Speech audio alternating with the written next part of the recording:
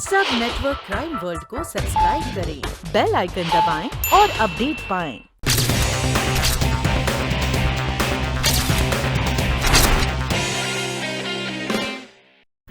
ये नट जिप्सी के टायर का नट है और टायरों की पोजीशन से पता चलता है कि उस जिप्सी के आगे का लेफ्ट साइड का पहिया पंक्चर हुआ था। इट मीन्स उस गाड़ी के आगे के लेफ्ट साइड के पहिए में सिर्फ 3 नट होंगे। वाह कर्नल भाई, कमाल हो गया। मतलब एक टायर में 3 नट वाली जिप्सी। डॉक्टर साहब जी, क्या आप मुझे बता सकते हैं ये कॉटेज किसका है? बिल्कुल, मुझे सिर्फ 2 मिनट का वक्त दीजिए।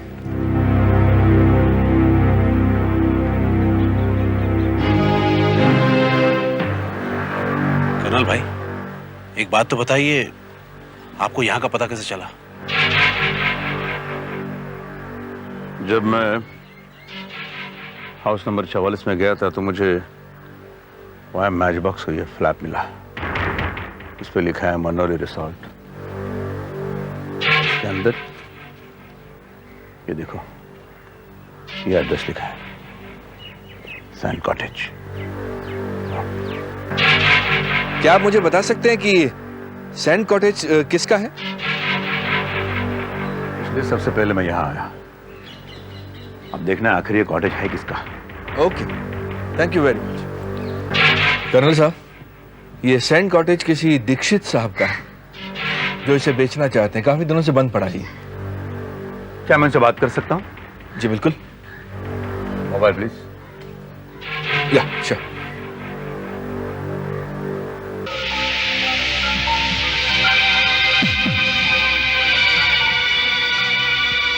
क्या नंबर है उनका? 54327। हेलो, क्या मैं मिस्टर दीक्षित से बात कर सकता हूं? ठीक है, थैंक यू। मिस्टर दीक्षित घर पर नहीं है। मैं यहां हूं जी, मैं ही हूं मिस्टर दीक्षित। लेकिन आप लोग कौन हैं और क्या चाहते हैं? मैं कर्नल परमवीर, यह इकबाल अटेला और यह इंस्पेक्टर दावर। कहिए कर्नल साहब, आप मुझसे क्या चाहते हैं? ये कॉटेज कब से खाली पड़ा है? यही 1-2 साल से खाली पड़ा है। दरअसल मैं इसे बेचना चाहता हूं। अच्छा, इसकी चाबियां कितनी हैं? इसकी 2 चाबियां हैं, एक मेरे पास और एक मेरे ब्रोकर के पास। आपका ब्रोकर कौन है? मेरा ब्रोकर सुशांत बिहारी लाल।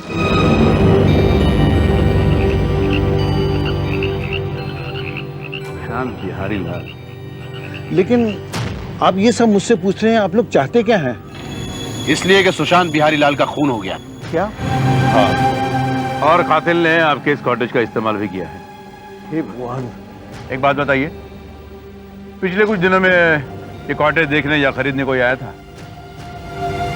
जी हाँ, कल ही राजेंद्र जी आए थे, लेकिन मेरे पास समय न होने के कारण मैंने उनको चाबी दे दी और उनसे कहा कि आप देख लीजिए। राजेंद्र जी कौन है? राजेंद्र जी सुशांत के ससुर। सुशांत के ससुर? तो फिर उन्होंने आपसे चाबियां क्यों ली? सुशांत से क्यों नहीं ली? दरअसल बात यह है कि सुशांत की और राजेंद्र की आपस में नहीं बनती। दोनों का बहुत ही नाजुक रिश्ता है और दुश्मनी उतनी ही गहरी। I see.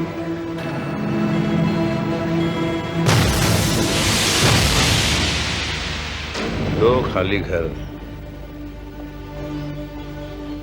सैंड कॉटेज और हाउस नंबर 44, दोनों बिकाऊ। दोनों की चाबियां एक ही सिटीजन के पास, सुशांत बिहारी लाल। लेकिन इससे एक साबित क्या होता है कर्नल साहब?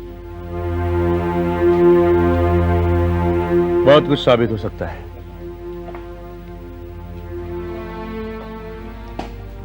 फिलहाल मुझे एक बात बताइए मिस्टर दीक्षित, ये मिस्टर राजेंद्र रहते कहाँ हैं?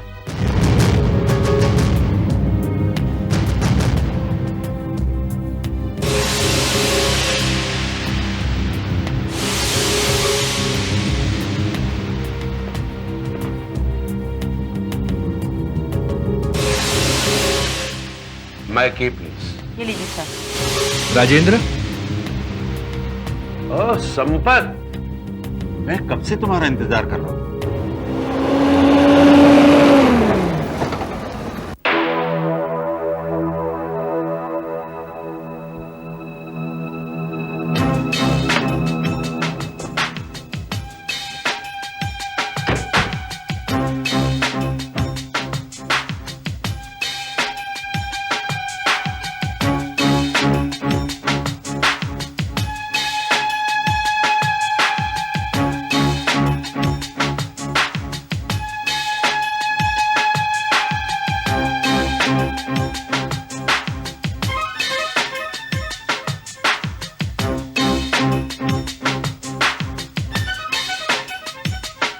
नहीं कर्नल भाई, इस गाड़ी के टायर का तो क्या, स्टेपनी का भी कोई नट कम नहीं है।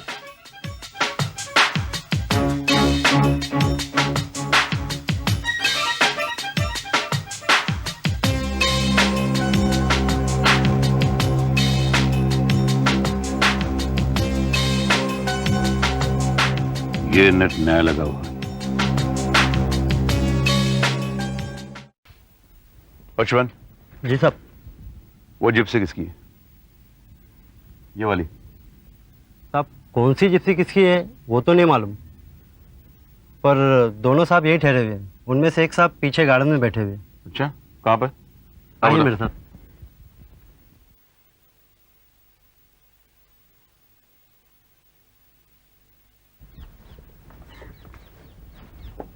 साहब उनकी है। वो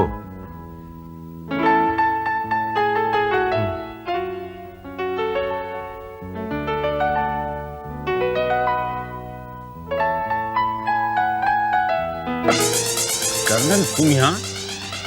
यही सवाल मैं तुमसे पूछना चाहता हूँ। यूँ क्या है कि मुझे पता चला कि राजेंद्र यहाँ ठहरे हुए हैं, तो इनसे मिलने चला आया। इनसे मिलो। राजेंद्र सिकरवार, मौली के पिता, मेरे बहुत पुराने दोस्त हैं। हेलो। तुम लोग यहाँ क्या कर रहे हो? कातिल का कुछ पता चला? बस यूं समझ लीजिए कि कातिल हमारे सामने ही है।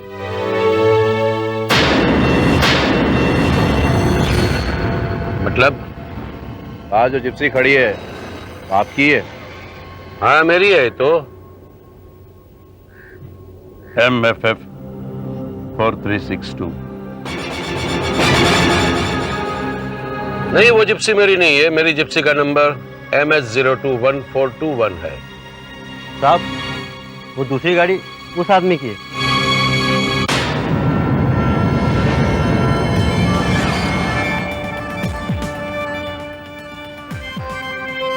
पता क्या आप आपकी गन मुझे थोड़ी देर के लिए दे सकते हैं? आई एम सॉरी कर्नल, ये कानून के खिलाफ है। हाँ, लेकिन एक काम कीजिए, अगर उसने भागने की कोशिश की तो उसके पैरों पर गोली चलाना। कम इकबाल।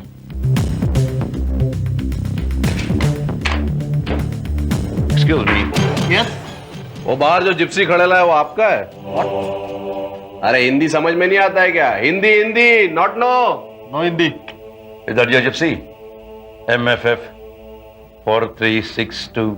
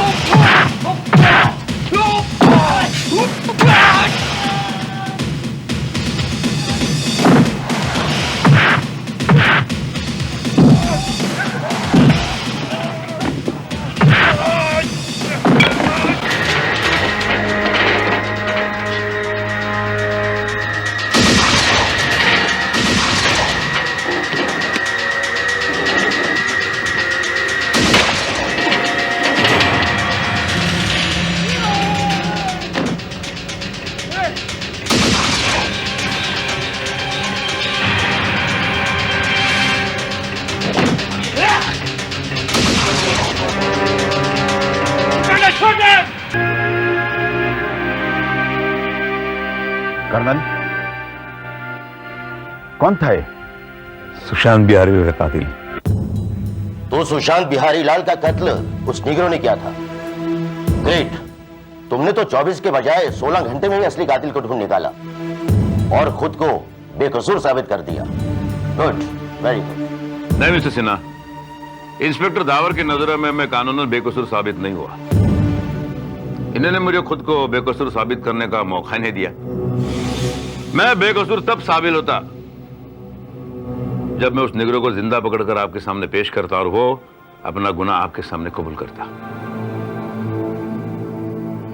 भैया इंस्पेक्टर, इन हालात में आप मुझे सुशांत बिहारीलाल के कत्ल के इल्जाम से बरी करने को तैयार है? I am very sorry sir, मुझे सेल्फ डिफेंस में उस पर अंधाधुंध गोलियां चलानी पड़ी।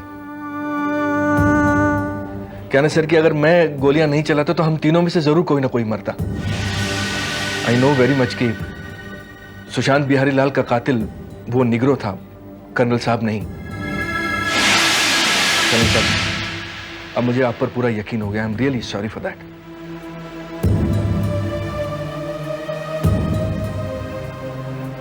इंस्पेक्टर, आपको मुझ पर भरोसा हो गया, बहुत अच्छी बात होगी।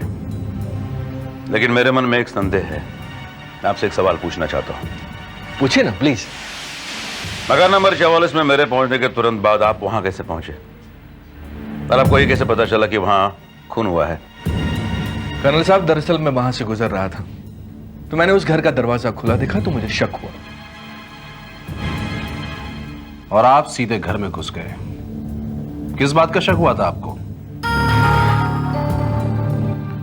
क्योंकि सर मैं अच्छी तरह जानता था कि वो घर पिछले 2 सालों से बंद पड़ा है और उस घर को उस दिन मैंने जब खुला देखा तो मुझे लगा कि जरूर कुछ न कुछ गड़बड़ है सर। इंस्पेक्टर, वहां क्या गड़बड़ है ये आप पहले से अच्छी तरह से जानते थे। जी? मैं ये कहना चाहता हूं कि कातिल का असली शिकार सुशांत बिहारी लाल नहीं था। कर्नल भाई को कैसेट के अंदर आवाज रिकॉर्ड करके हाउस नंबर 44 तक पहुंचने के लिए किसने मजबूर किया था और क्यों? Yes, that is still a mystery. Sir, यह भी हो सकता है कि कातिल कर्नल साहब को सुशांत बिहारी लाल के कत्ल के इल्जाम में फंसाना चाहता हूं। और यह भी हो सकता है कि कातिल मुझे मारना चाहता हो और वो इन सारे सवालों का जवाब दे न सके, इसलिए आपने उसे मार दिया। मैंने? इंस्पेक्टर, तुमने उस निग्रो को सिर्फ घायल कर गिरफ्तार क्यों नहीं किया? तुमने उसे मारा किस लिए?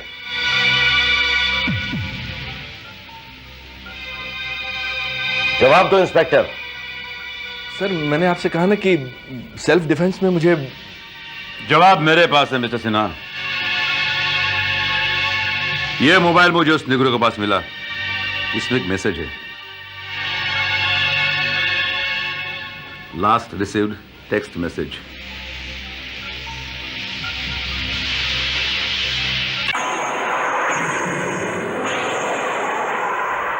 Not get lost. क्या मतलब है इसका? इसके 2 मतलब है। एक है बेवकूफ, यहां से भाग जाओ। और दूसरा मतलब यह है कि अपने गाड़ी के टायर के नट चेक करो, उसमें एक नट कम है। और यह मैसेज जिस मोबाइल से आया उस मोबाइल का ये number.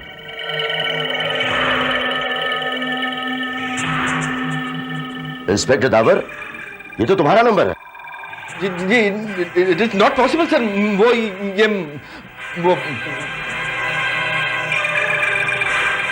Please give me your mobile. Inspector, अपना मोबाइल दो।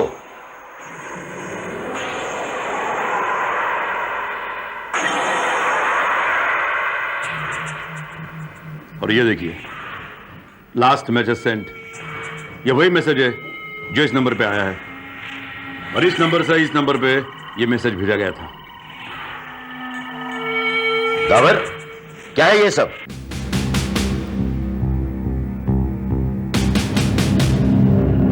ये मैसेज आपने उस निग्रो को तब भेजा था जब आप मिस्टर दीक्षित का पता लगाने के बहाने हमसे दूर चले गए थे। और ये मैसेज मैंने भी उस वक्त पढ़ लिया था जब मैंने मिस्टर दीक्षित से बात करने के लिए आपका ये मोबाइल लिया था। आपको खतरा हो गया था कि अगर टायर में एक नट कम वाली जिप्सी हमारे हाथ लग गई तो वो नीग्रो पकड़ा जाएगा, और एक बार वो नीग्रो पकड़ा गया तो आप हमारी गिरफ्त में होंगे। इसीलिए आपने वो मैसेज भेजा था चौथा नट लगवाने के लिए। इसका मतलब है तुम इस साजिश में शामिल हो? मुझे इंस्पेक्टर दावर पर पहले से ही शक था। जब ये अचानक मकान नंबर 44 में दाखिल हुए थे और जब ये रजिस्टर में कंप्लेंट दर्ज करवा रहे थे तब मैंने इनकी हैंडराइटिंग भी देख ली थी, और वही हैंडराइटिंग है इस मैच फ्लैग पर भी है। आप चाहे तो हैंडराइटिंग एक्सपर्ट से यह कंफर्म करवा सकते हैं कि ये इनकी है या नहीं। बोलो इंस्पेक्टर, क्यों किया तुमने ये सब?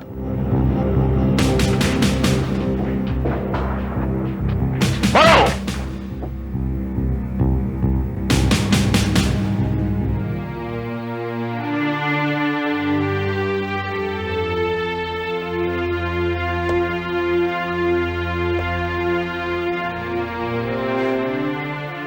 मैं मानता हूं सर, मैं मानता हूं कि यह सारी प्लानिंग मेरी थी सर। सर प्लीज प्लीज मुझे माफ कर दीजिए।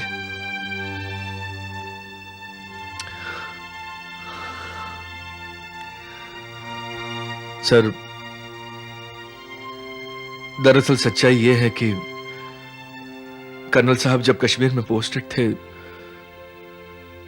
तो उन्होंने हमारे पड़ोसी देश के एक खतरनाक आतंकवादी समीउल्लाह और उनके साथियों को मार गिराया था।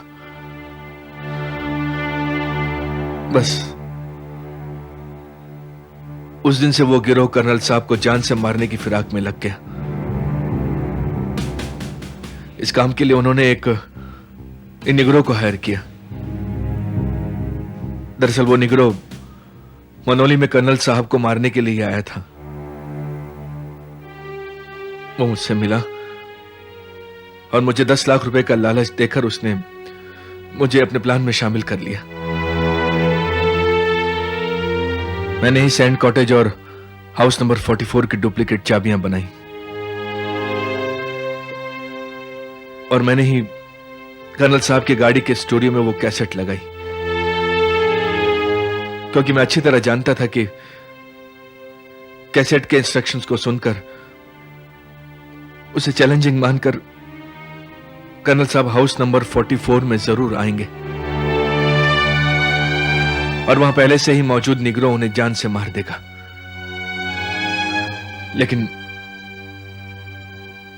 बदकिस्मती से कर्नल साहब से पहले वहां सुशांत बिहारी लाल पहुंच गया और निगरों ने उसे गोली मार दी। मैं हाउस नंबर 44 में कर्नल साहब की लाश देखने के मकसद से वहां पहुंचा,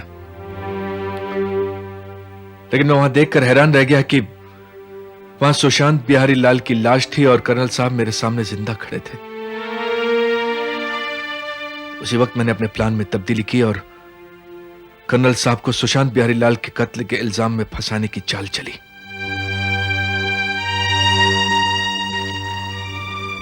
inspector, you are under arrest.